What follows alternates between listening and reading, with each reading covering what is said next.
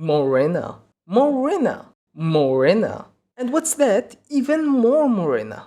We got a whole lot of Morena on almost every page of this chapter, other than a few pages at the start of the chapter where we continue Hulkenberg's funeral procession, and where we're told about the disappearance of Borksen, one of 4th Prince Tserriednich's childhood friends and military soldiers. But she has not disappeared for long because she has been captured by Morena, as she was the person that Morena was after in the last chapter. Or at least Morena was after anyone from Prince Tserriednich's soldier friends, because Morena is going after Tserriednich. To recap a little bit, in case you're a bit confused as why Morena is going after the benefactor of her own mafia family, Morena has betrayed and assassinated the old members of the Haley, and brought in 22 new, unofficially documented members. With the death of the old members, their connection with Prince Tserriednich is effectively terminated, and Morena is branded a traitor by Tserriednich. So now they are both at each other's throats. And Morena has abducted one of the very few people that might call themselves friends of Tserriednich, and very likely plans to use her to manipulate or straight up assassinate Tserriednich, in hopes of instigating an all-out war between the Mafia and the Kakin royal military. But Borksen is not just a passive pawn of a soldier. We surprisingly know a lot about her personality despite her only appearing in one chapter previously to this one. In chapter 394 we learned that she was a provisional hunter assigned to 4th Prince Tserriednich, but shortly after that she was reassigned to patrol tier 3 with the rest of her soldier friends. But from the little time she was in tier 1 she managed to gather a ton of information about Nin and the hunters working for Tserriednich, Theta and Salkov, and how suspicious they were acting when Nin became public knowledge. That's because she got a special sense for reading and analyzing people's behaviors and reactions. And in this chapter we get to see exactly how this works. We dive deep into Borksen's thoughts and observations, and Togashi puts on display how she analyzes her situation in excruciating detail. Situations like Morena's card game, which seems to be an endgame devised by Morena. I never realized this before, but since Morena is level 45, she must have been granted an ability by her ability. But yeah, now on top of Contagion, Morena has another card game based ability, which may or may not be a thematic reference to a certain card-loving murder clown. But this also raises the question of what would happen if Morena makes it to level 100. Will she be able to infect 22 more players? And what about the players who were killed? Does Morena have the ability to create a new players to replace these ones? We have so many questions, but not many answers. Anyway, the way this new ability works is that Morena will negotiate with someone using this card game. They can, however, refuse to play the game. But then they would have to answer whether they agree to Morena's deal with a yes or no, under the threat of them becoming another meat sack of XP if they refuse. But if they play the game, there is a way out of this situation. If they play, there's a third option. They can leave without saying yes or no. With the rules of the game being explained to her, Borksen is questioning every detail and trying to figure out what are her options, and what is Morena thinking. And she believes that Morena is using this game to evaluate her, but for what purpose exactly, we don't know. Except Borksen notes that Morena seems very angry. Even though she puts on a doll-like cute smile, Borksen can tell that on the inside she is burning with rage. Which is a good question. Why is Morena so angry? One Morena explains that she is doing this just because. We have yet to see why she is this way. What's her story? What made her choose this unempathetic warpath? With it being called out bluntly like this, I believe Togashi is basically announcing that we will be getting a full story and explanation for Morena. And I can't wait. It may be in the next chapter or 20 chapters later, but I am now 100% sure that we're going to get it.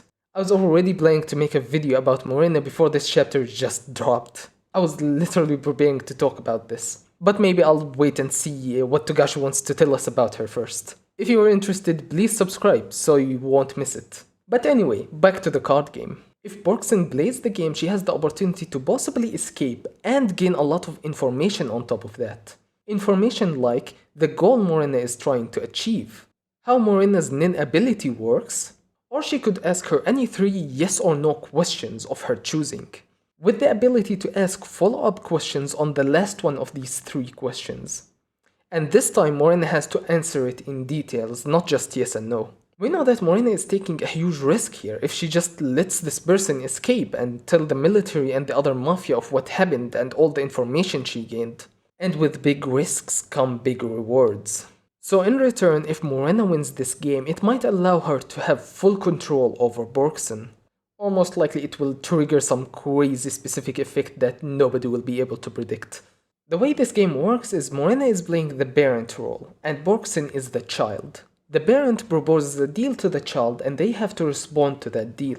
First off, Borksen will choose one of the 7 face-up parent cards, triggering its effect. After that, Morena will pick up one of Borksen's 5 face-down cards and discard it. And they keep repeating this until Borksen has only 1 card left. At that point, Borksen will have to open it and activate the effect of this last card. The 5 child cards are as follows. The yes card, where you have to accept the deal and probably become Morena's pawn. The no card, where you don't have to accept Morena's deal, but we're not sure what happens yet. But Borksen assumes that they will have to kill her if it comes to this. The joker card, where Borksen gets to choose between the yes or no answer. The R card, where Borksen can choose to return 1 card to her hand from the discard pile, allowing her to basically choose whatever answer she desires. And finally the X card, which is neither yes or no, where Morena has to let Borksen go without answering her deal.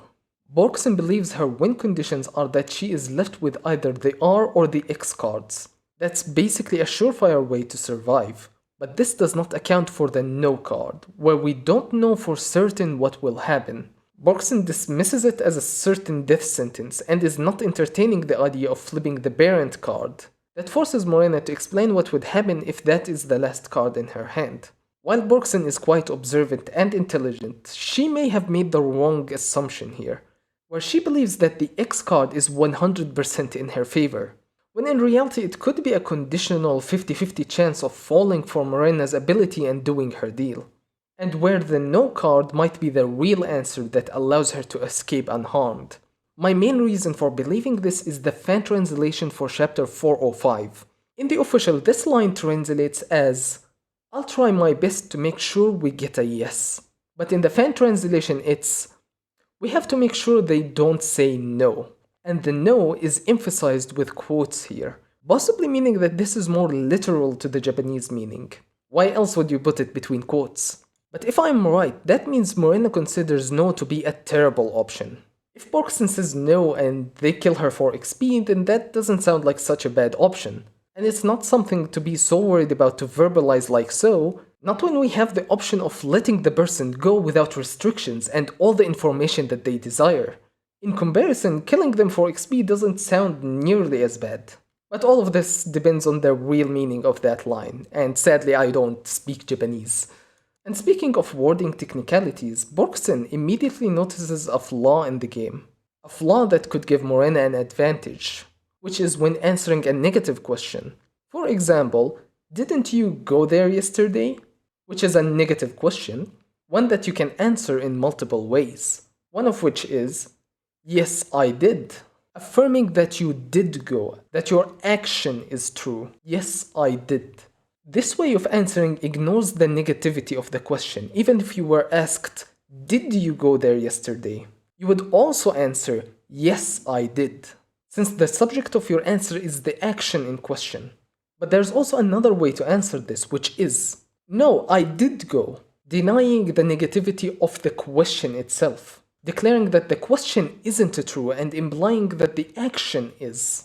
To this, Morena explains that she sees herself as the subject, and will answer negative questions like our example with a "Yes, I did go."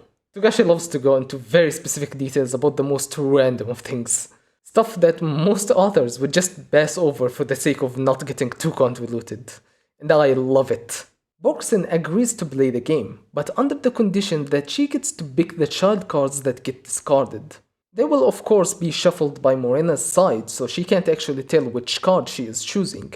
But Morena does not mind, and even reveals that this has happened before, meaning that whatever Morena's ability does, it's already been activated before.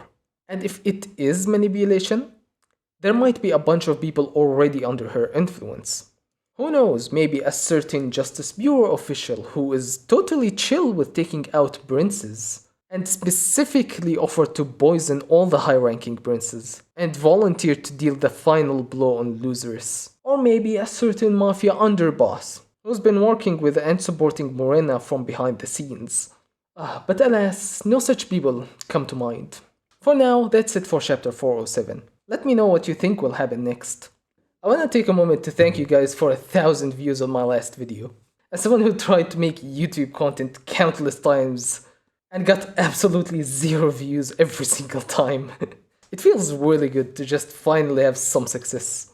But it's kinda addictive though. The first 3 days after I posted my last video, I was just there all day, refreshing the page, watching all the funny numbers go up. It's really like playing one of these tycoon games. But anyway, seriously, thank you so much for watching. Subscribe if you have not yet. Like the video if you liked it. And check out my other videos if you haven't yet.